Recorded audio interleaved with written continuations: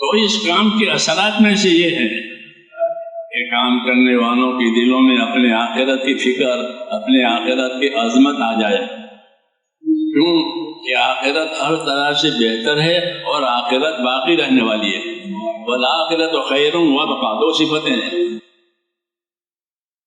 آخرت کی، دو صفتیں ہیں.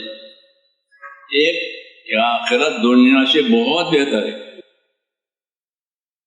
دنیا میں زوال آتا ہے، آخرت میں زوال نہیں آئے گا. آخرت میں زوال نہیں ہے کہ آخرت فنا ہو جائے، نہ کہ آخرت فنا ہو جائے، بلکہ وہ باقی رہے گی، اپنی خیر کے ساتھ باقی رہے گی،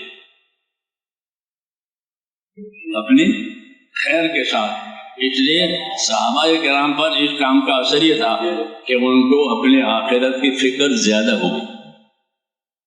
ان کو وہ باقی رہنے والی ہے، یہ ختم ہونے والی ہے، چاہے نہ چاہے.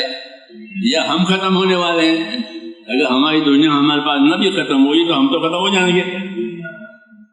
یہاں دونوں پہلو ہے، وہاں دونوں پہلو نہیں ہے.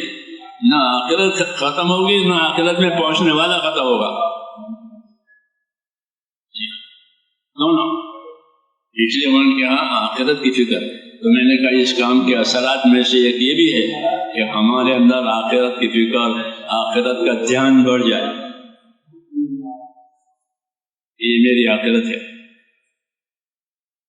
تو یہ دھیان بڑھے گا تو آخرت کے کام بھی بڑھ جائیں گے.